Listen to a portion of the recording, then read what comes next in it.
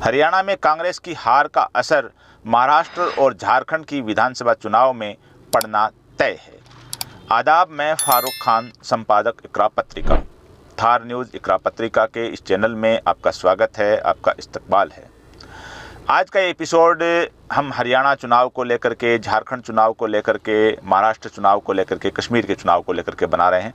हरियाणा और कश्मीर में चुनाव हो चुके हैं और जो वहाँ हार हुई है कांग्रेस की हरियाणा में ख़ास तौर से, और उसका असर जो अभी संभावित चुनाव हैं कुछ दिनों बाद होने वाले हैं महाराष्ट्र में और झारखंड में, उस पर क्या असर पड़ेगा, इसके बारे में बताएंगे। और साथ ही हरियाणा के अंदर कांग्रेस क्यों हारी और क्या मुख्य कारण थे वो भी आपको बताएंगे। तो आप आखिर तक इस वीडियो में बने रहें और इस एपिसोड को ज़्यादा लाइक करें, शेयर करें, सब्सक्राइब करें, ताकि ये मुद्दा है ज़्यादा लोगों तक पहुंच सकें। साथ ही आप अपने जो विचार हैं वो भी इसमें व्यक्त करें कि जो हम जो बता रहे हैं वो बातें कहां तक सही हैं और हरियाणा में क्या क्या हार के कारण थे और इसका असर है महाराष्ट्र और झारखंड पर क्या पड़ेगा। तो हरियाणा के अंदर और कश्मीर के अंदर जो चुनाव हुए और उसके अंदर 8 अक्टूबर को जो गिनती के अंदर जम्मू कश्मीर के अंदर नेशनल कॉन्फ्रेंस है वो चुनाव जीत गई और ऐतिहासिक बहुमत के साथ वो चुनाव जीती है। और हरियाणा के अंदर जो कांग्रेस की जो संभावना थी कि कांग्रेस चुनाव जीत रही है, धरातल पे ज़बरदस्त उत्साह था कांग्रेस के नेताओं में, कार्यकर्ताओं में, लेकिन जब गिनती हुई तो उसमें कांग्रेस चुनाव हार गई। तो और इसकी संभावना नहीं थी चुनाव हारने की। हम भी 9-10 दिन हरियाणा के अंदर रहे हैं, अलग अलग विधानसभा चुनाव में गए हैं और हमने भी देखा था कि ज़मीन पे कांग्रेस का असर है और तमाम एग्जिट पोल हैं वो भी कांग्रेस को जीता हुआ मान रहे थे। यानी जिन जिन लोगों से हम भी मिले हैं और तमाम राजनीतिक विश्लेषक थे और पत्रकार हैं, नेता हैं, तमाम का एक ही था कि हरियाणा में कांग्रेस की सरकार आ रही है। इसके बावजूद वहाँ कांग्रेस हार गई। तो ये हार के क्या कारण हैं? एक चीज़ तो साफ है कि जो बीजेपी है उसका मैनेजमेंट ज़बरदस्त था। यानी धरातल पे हम जहाँ जहाँ गए कहीं हमें बीजेपी है वो जिताऊ नहीं लग रही थी। बीजेपी बहुत कमज़ोर लग रही थी। फाइट में ज़रूर थी बीजेपी, लेकिन 10 साल से लगातार सत्ता में थी। विरोध था बीजेपी का, इतने किसानों के मुद्दे थे, बेरोजगारी के मुद्दे थे, पानी के मुद्दे थे, शिक्षा चिकित्सा के तमाम मुद्दे थे। बीजेपी एक तरह की बैकफुट पे आई हुई थी और इसी हिसाब से पूरा एक चुनावी समीकरण जमा हुआ था कि कांग्रेस है वो चुनाव जीत रही है, लेकिन फिर भी चुनाव कांग्रेस हार गई।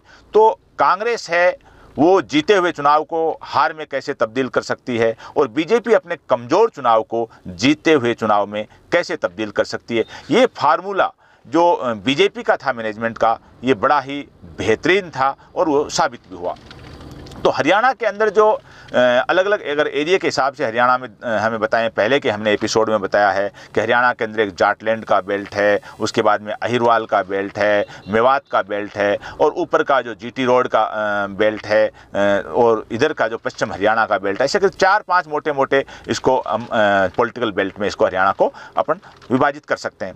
तो जाटों के अंदर एक थी कि भी हुड्डा मुख्यमंत्री बन रहे हैं, भूपिंदर सिंह हुड्डा हैं, वो 2 बार मुख्यमंत्री रहे भी हैं और कांग्रेस ने जो 90 में से 72 सीटें हैं, टिकटें हैं, वो हुड्डा की मर्जी से बांटे थे, हुड्डा के कहने पे बांटे थे। तो एक पूरा माहौल बना हुआ था। तो उसके खिलाफ जो माहौल गैर जाट का और जाट का जो माहौल बना, यानी जाटों के खिलाफ जो गैर जाट हैं, तमाम तर ओबीसी बिरादरियां हैं, दलित हैं और बनिए ब्राह्मण, ये तमाम तर वोट हैं वो जाटवाद के खिलाफ खड़े हो गए। यानी गैर जाटवाद का एक अंदर खाने खामोशी से एक नारा चलता रहा और उसका सबसे बड़ा असर ये हुआ कि हरियाणा में भारतीय जनता पार्टी चुनाव जीत गई और कांग्रेस चुनाव हार गई। इसके अलावा जो सबसे बड़ी चीज़ अगर हम एक और देखें, सीटों के बारे में भी हम आपको बताएंगे कि हरियाणा के अंदर भूपिंदर सिंह हुड्डा को जब एक तरह के ताले चाबी सौंप दिए कांग्रेस ने और पूरा लग रहा था कि हुड्डा मुख्यमंत्री बनने वाले हैं, तो वहाँ की जो दलित नेता हैं कुमारी शैलजा जो सांसद भी हैं, वो एक तरह से बिल्कुल घर बैठ गई थी या चुनाव प्रचार में कोई इंटरेस्ट नहीं था। उनके इंटरव्यू और बयानबाजी से बड़ा नुकसान कांग्रेस को हो रहा था। ये एक ज़मीन की ऊपर सच्चाई थी। और जो निर्दलीय हैं, बागी उम्मीदवार हैं, उन्होंने भी अच्छा खासा नुकसान पहुंचाया। तो इसके अंदर सबसे जो बड़ी चीज़ की दलित वोट है, तो दलित वोट है। 3-4 महीने पहले लोकसभा का चुनाव हुआ था तो जाट वोट, दलित वोट, मुस्लिम वोट, ये वोट इकट्ठा होकर के कांग्रेस को पड़ा था और उसका नतीजा ये निकला कि हरियाणा में 10 में से 5 लोकसभा सीट वो कांग्रेस जीतने में सफल हो गई।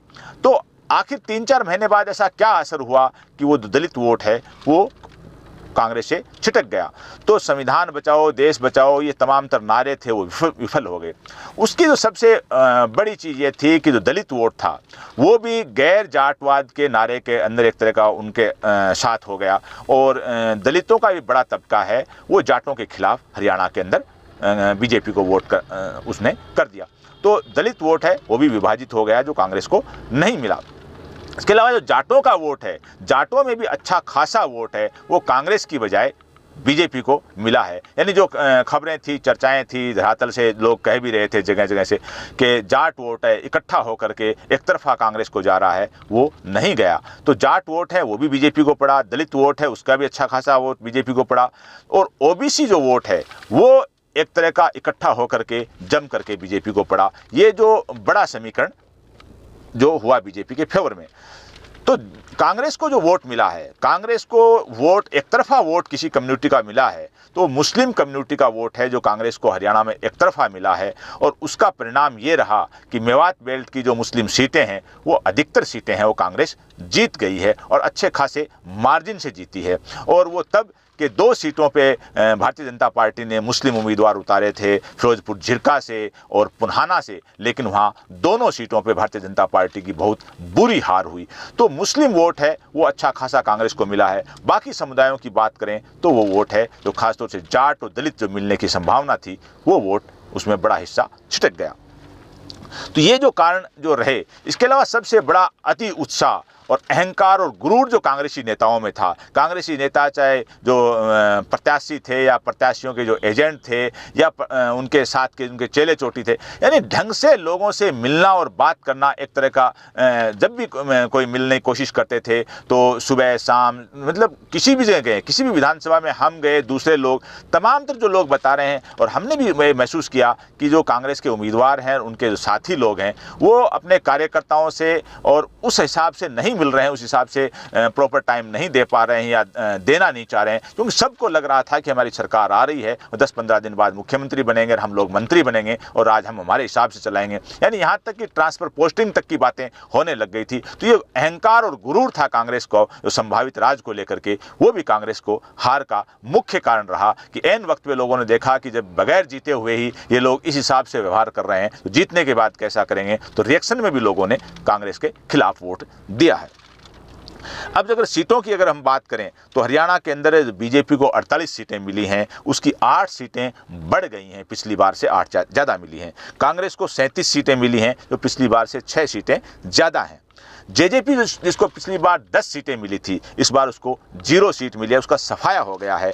और दुष्यंत चौटाला जो उप मुख्यमंत्री थे बीजेपी गठबंधन सरकार में, वो न सिर्फ हारे हैं बल्कि उचाना कला सीट से 5वें नंबर पर रहे हैं और उन्हें 8000 से भी कम वोट मिले हैं। यानी इतनी जो हाल जेजेपी का हुआ है ये बहुत बुरा हाल वहाँ पर हुआ है।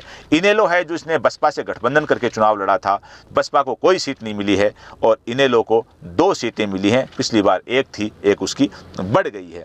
तो ये जो वहाँ का जो समीकरण चुनाव का था।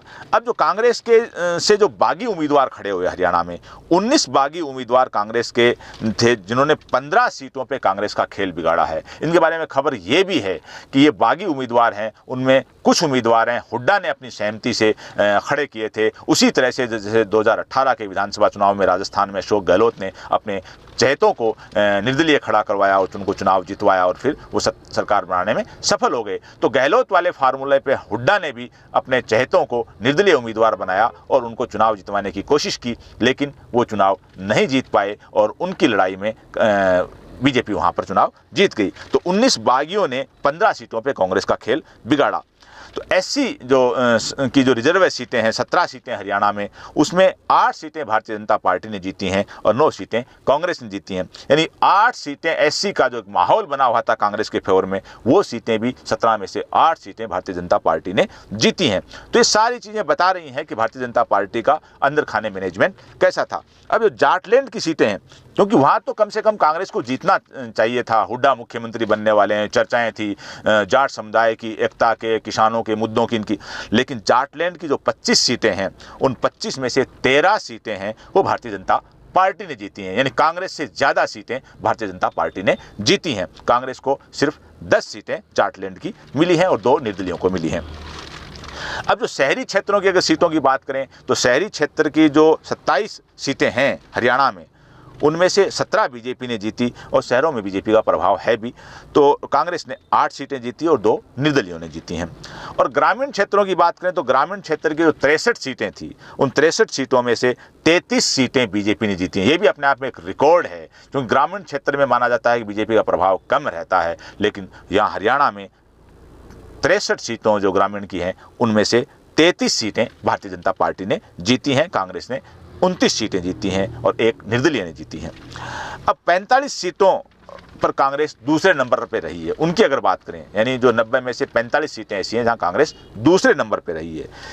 इनमें से 11 पर निर्दलीय उम्मीदवारों ने को जो वोट मिला है वो हार के अंतर के बराबर है।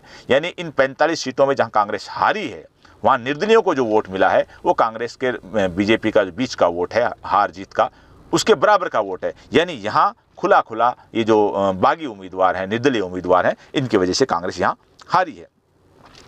5 सीटों पे निर्दलीय दूसरे नंबर पे रहे हैं और यहाँ कांग्रेस है वो तीसरे नंबर पे रही है। और यहाँ भी क्या है कि कांग्रेस ने जो टिकट के अंदर जो किया और टिकट का जो विरोध हुआ, उसमें फिर बगावत हुई, उसका असर हुआ।